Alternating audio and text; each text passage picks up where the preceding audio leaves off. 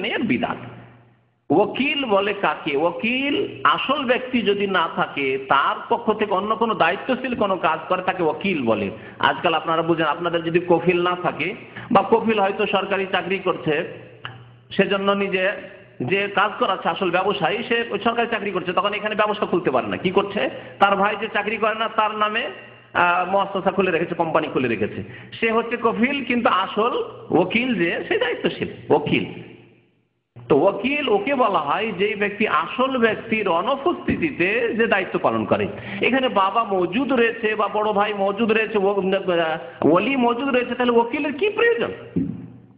নিয়ে যায় না উকিল আমাদের দেশে? ওকিল নেবে, দুটো সাক্ষী নেবে, ওই মেয়ের কাছে নিয়ে যাবে। সাক্ষী এখানে ছেলে কবুল করলে এখানে সাক্ষী। আর মেয়ের কোনো কাজ নেই, বিবাহর দিনে মেয়ের কোনো কাজ নেই, যেই কাজ আমাদের দেশে করে, কোনো কাজ নেই। তার অনুমতি তার বাবা নেওয়ার দায়িত্ব, তার বাবা দায়িত্ব নিয়েছে এবং তার জবাবদাহি সে করবে। অনুমতি নিয়েছে না নিয়েছে তার জবাব সে দেবে। মেয়ের বাবা বলছে আমার মেয়ের বিয়ে পড়িয়ে দেন, বা আমার মেয়ের বিয়ে দিয়ে দিলাম, হয়ে গেল, ছেলে কবুল করবে, যথেষ্ট, বিবাহ শাদী শেষ হয়ে গেল। আর সুন্নাত হচ্ছে সেখানে খুতবাতুল হাজা পড়া। নবী করিম সাল্লাল্লাহু আলাইহি ওয়াসাল্লাম যে খুতবা পড়েছেন বিভিন্ন সময়, সেই খুতবা পড়া হচ্ছে সুন্নাত, পড়বে, বিবাহ শাদী শেষ হয়ে গেল। বিবাহ শাদী হয়ে যাওয়ার পরে, যখন বিবাহ শাদী হয়ে গেল, তখন মোবারকবাদ দিতে হবে, হচ্ছে সুন্নত তরিকা। মোবারকবাদ দিবেন, কেমন ভাবে দেবেন? যা অধিকাংশ মানুষের মুখস্থ নেই। এই জন্য মুখস্থ না থাকায় আরব মূর্খরা বলে মবরুক মবরুক, হ্যাঁ? আর আমাদের দেশের লোকেরা কি বলে? কিছু বলে? বিবাহের ক্ষেত্রে বলেন না, কিন্তু ঈদের ক্ষেত্রে যেমন ঈদ মোবারক, ঈদ মোবারক। তো যাই হোক, আর বিবাহ শাদী যখন কবুল হয়ে গেল, তারপরে ছেলেটা দাঁড়িয়ে গেল মজলিস, দাঁড়িয়ে যে কি করে? আছে তাহলে এই বিদাত। সালাম যখন প্রথম দেখা হবে তখন সালাম দিতে হবে, আর না হলে বিদায়ের সময় সালাম দিতে হবে। মধ্যখানে অনুষ্ঠান মধ্যে দাঁড়িয়ে আসসালামু আলাইকুম, আমি কবুল করলাম, এই কোন তরিকা হইল? ইসলামিক তরিকা? হয় সালাম শুরু সাক্ষাতে, আর না হলে শেষখানে বিদায়ের সময় সালাম আলাইকুম, এই হচ্ছে সালাম ইসলামের। আর মধ্যখানে সালাম কোথায় আছে? কবুল করলো আর মধ্যে উঠে দাঁড়িয়ে সালাম করলো না। তাহলে বিবাহ করার পরে যদি তার কিছু করণীয় থাকে, কি করবে? শুকরানা সেজদা করবে। সবচাইতে ভালো হচ্ছে সুন্নত তরিকা। নবী সাল্লাল্লাহু আলাইহি ওয়াসাল্লামের কাছে কোনো খুশির খবর আসলে সাথে সাথে সেজদায় পড়ে যেতেন। ইবনে মাজাহ হাদিস রয়েছে, খাররা সাজিদান লিল্লাহ ইযা জাআ আমরুন ইয়াসুররুহু। নবী সাল্লাল্লাহু আলাইহি ওয়াসাল্লামের কাছে কোনো সুসংবাদ আসলে, খুশির খবর আসলে, যে কোনো খুশির খবর, তাহলে সেজদায় সাথে সাথে অবনত হয়ে যেতেন। সেজদা করেন, একটা সেজদা করবে। ওই ছেলেকে বলেন, পাত্রকে বলেন, একটা সেজদা করবে। ওই মেয়ে একটা সেজদা করবে। আর কোন আলেমদের নিকটে 2 রাকাত নামাজ, শুকরানা নামাজও পড়া যেতে পারে, কিন্তু সবচাইতে বেশি সহিহ সুন্নাত হচ্ছে শুধু সেজদা করে নেওয়া, যা নবী করিম সাল্লাল্লাহু আলাইহি ওয়াসাল্লাম করতেন, এটা স্পষ্ট প্রমাণিত। দোয়া দিতে হবে। সবার কাজ হচ্ছে ওই পাত্র পাত্রীকে, যাদের নতুন জীবন শুরু হচ্ছে, তাদেরকে দোয়া দেওয়া। আবু হুরায়রা রাদিয়াল্লাহু তাআলা আনহু বর্ণনা করেছেন যে রাসূলুল্লাহ সাল্লাল্লাহু আলাইহি ওয়াসাল্লাম কানা ইযা রাফা আল ইনসান, কোন ব্যক্তিকে বিবাহ উপলক্ষে যখন মোবারকবাদ দিতেন, তো কি বলতেন? বলতেন বারাকাল্লাহু লাকা ওয়া বারাকা আলাইকা ওয়া জামা বাইনাকুমা ফি খাইর। বারাকাল্লাহু লাকা, ওই ছেলেকে বলবেন আল্লাহ তোমার উপর বরকত দিক, ওয়া বারাকাল্লাহু আলাইকা, তোমার উপরে আল্লাহ বরকত দিক, ওয়া জামা বাইনাকুমা ফি খাইর, এবং তোমাদের দুইজনকে আল্লাহ কল্যাণের সাথে, মঙ্গলের সাথে একত্রিত করুক, তোমাদের জীবনটাকে সুন্দর করুক, সুখময় করুক। এইভাবে নবী করিম সাল্লাল্লাহু আলাইহি ওয়াসাল্লাম দোয়া দিতেন। ইমাম তিরমিজি রাহমাতুল্লাহ আলাইহি, আবু দাউদ তিরমিজিতে হাদিসটি রয়েছে, মুসনাদ আহমদে রয়েছে, হাদিসটিকে সহিহ বলেছেন। বিবাহ শাদী যখন হয়ে গেল, তখন ছেলে পক্ষের দায়িত্ব, মেয়ে পক্ষের নয়, ছেলে পক্ষের দায়িত্ব। তাহলে সমস্ত শরীয়তি খরচগুলি মোহর দিতে হবে কাকে? ছেলেকে। ওলিমা দিতে হবে কাকে? ছেলেকে। সব খরচ ছেলেদের।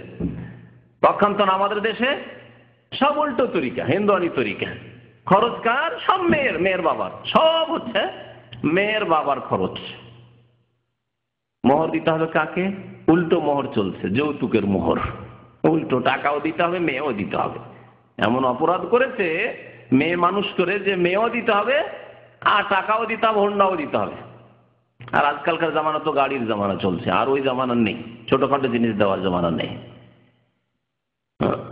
তারপরে ফার্নিচার দেওয়া, এইসব দিতে হবে। কোথায় পেলেন এগুলি? এসি দিতে হবে, ফ্রিজ দিতে হবে, ওয়াশিং মেশিন দিতে হবে, ঘর বাড়ি তৈরি করে দিতে হবে, সাউথ ইন্ডিয়া, দক্ষিণ ভারত এবং শ্রীলঙ্কায় মেয়ে যদি হয়, বোন হয়, বাড়ি তৈরি করে দিতে হবে। হিন্দুরা আমাদের ওপর এত প্রাধান্য লাভ করেছে, তাদের সংস্কৃতি সভ্যতাকে এমন ভাবে চাপিয়ে দিয়েছে, যা হিন্দুদের ঘরে বিয়ে শাদীতে হয় তাই মুসলমানদের ঘরে হয়, ভারত উপমহাদেশে, বাংলাদেশে। জি।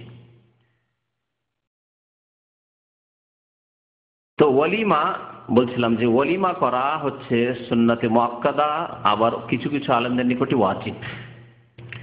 ওয়ালিমা করতে হবে। নবী করিম সাল্লাল্লাহু আলাইহি ওয়াসাল্লাম আব্দুর রহমান বিন আওফ রাদিয়াল্লাহু তাআলা আনহু যখন বিবাহ শাদী করলেন, তখন তাকে বললেন নবী সাল্লাল্লাহু আলাইহি ওয়াসাল্লাম যে আওলিম ওয়ালাউ বিশাহ, কমের পক্ষে একটা ছাগলের ওয়ালিমা করো, কমের পক্ষে একটা বকরি জবাই করে ওয়ালিমা করো। সেই জামানায় গরিব মানুষকে কোন রকম বিয়ে করতে পেরেছেন মুহাজির মানুষ, তাকে নবী করিম সাল্লাল্লাহু আলাইহি ওয়াসাল্লাম ওয়ালিমা করতে বলছেন, কমপক্ষে একটা বকরি জবাই করে, খাসি জবাই করে।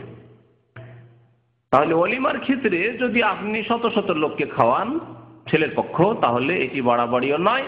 যদি আপনার শক্তি থাকে, শক্তি যতটা আছে ততটা করেন। আপনি ঋণ করজ করেন না যে ঋণে ডুবে যাবেন, এমন করে নয়।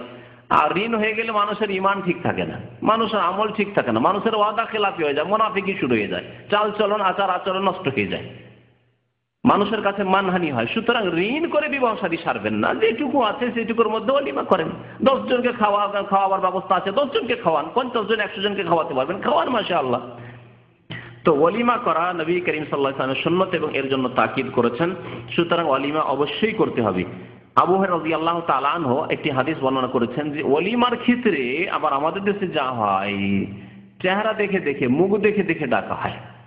হ্যাঁ, মুখ দেখে দেখে পয়সাওয়ালাদেরকে ডাকা হয়, যার কাছে বড় বড় গিফট পাওয়া যাবে, বেশি অঙ্কের টাকা পয়সা পাওয়া যাবে, তাদেরকে ডাকা হয় ওয়ালিমায়। এ হচ্ছে সবচেয়ে নিকৃষ্ট খাবার, নিকৃষ্ট দাওয়াত। নবী করিম সাল্লাল্লাহু আলাইহি ওয়াসাল্লাম বলেছেন, কি বলেছেন? শাররুত তাআমে তাআমুল ওয়ালিমা, সবচেয়ে নিকৃষ্ট খাবার হচ্ছে, নিকৃষ্ট খাদ্য হচ্ছে এমন ওয়ালিমার খাবার ইউদআ লাহাল আগনিয়া, যে ধনীদেরকে তো ডাকা হয়, ওয়া ইউতরাকুল ফুকারা, ফকির গরিবদেরকে ডাকা হয় না।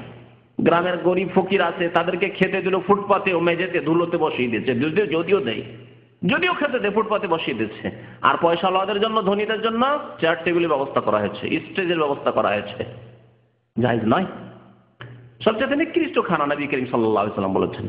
সুতরাং ওয়ালিমা করতে হবে সমানভাবে, গরিবকে যেমন ধনীকে খাওয়াবেন তেমনই গরিবকে খাওয়াবেন, যেমন আত্মীয়কে খাওয়াবেন তেমন অন্য গ্রামবাসীকে খাওয়াবেন, এইভাবে খাওয়াইতে হবে। ওয়ামান তারাকা দাওয়াত, আর যেই ব্যক্তি এই ওয়ালিমার দাওয়াত ছেড়ে দিল, ফাকাদ আসাল্লাহ ওয়া রাসূলুহু, সেই ব্যক্তি আল্লাহ এবং রাসূলের নাফরমানি করল। তাহলে যেই ব্যক্তি ওয়ালিমা করলো না, সে আল্লাহ রাসূলের নাফরমানি করলো, এটা হইতে পারে। আর একজন ব্যক্তিকে দাওয়াত দেওয়া হইল, অথচ সে ওয়ালিমার দাওয়াতে আসলো না, সেও আল্লাহ রাসূলের নাফরমানি করলো। সেই জন্য ওয়ালিমার যদি বিবাহ শাদীর দাওয়াত হয়, সেই দাওয়াত কবুল করা জরুরি। অন্য দাওয়াত রয়েছে, সেই দাওয়াত কবুল করেন আর না করেন, ভাই আমি যেতে পারলাম না, আমি ব্যস্ত আছি, কিন্তু ওয়ালিমার দাওয়াত যথাসাধ্য চেষ্টা করতে হবে। যদি দাওয়াত দেওয়া হয় তো কবুল করেন, যদি খেতেও না পারেন তবুও যান, সেখানে গিয়ে দোয়া দিয়ে আসেন। এ হচ্ছে নবী করিম সাল্লাল্লাহু আলাইহি ওয়াসাল্লামের আদেশ। এই সম্পর্কে আরেকটি কথা বলি, সেটা হচ্ছে যে আমাদের দেশে বহু প্রথা রয়েছে, বিবাহর সাথে সম্পর্কিত বহু প্রথা রয়েছে।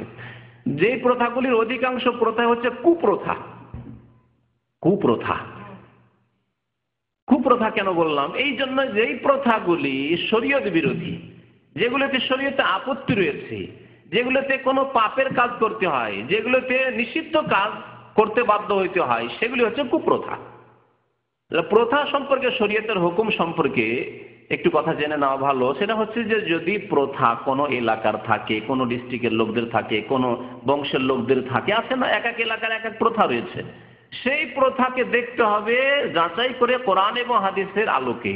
যদি কোরআন হাদিস বিরোধী না হয়, কোনো হারাম কাজ না করতে হয়, নাজায়েজ কাজ না করতে হয়, বা কোনো ফরজ ওয়াজিব না ছুটে যায়, তাহলে সেই প্রথা পালন করতে পারি। আর যদি দেখা যায় যে এই প্রথা পালন করতে গিয়ে অন্যায় কাজ করতে হচ্ছে, অথবা নাজায়েজ কাজে লিপ্ত হতে হচ্ছে, তাহলে সেই প্রথা হচ্ছে কুপ্রথা, জায়েজ নয়। অথবা সেই প্রথাকে শরীয়তের মতো করে বাধ্য একবারে করতেই হবে, না করলে বড়ই দোষ হয়ে যাবে। বিবাহ শাদীর ক্ষেত্রে যে প্রথাগুলি আমাদের দেশে রয়েছে, তার অবস্থা কিন্তু এরকমই হয়ে গেছে। যদি ওই প্রথাগুলি পালন না করে, তাহলে গ্রামে দুর্নাম হয়ে যাবে। মেয়ে পক্ষ ছেলে পক্ষের কাছে বদনাম হয়ে যাবে, সমালোচনা করবে, সমালোচনার পাত্র হয়ে যাবে। অথবা ছেলে পক্ষ মেয়ের পক্ষের কাছে, উভয় পক্ষ বদনাম হয়ে যাবে, এরা এত ছোট লোক, এত অভদ্র, তারা এই করলো না, সেই করলো না, ইত্যাদি ইত্যাদি। তাহলে এইরকম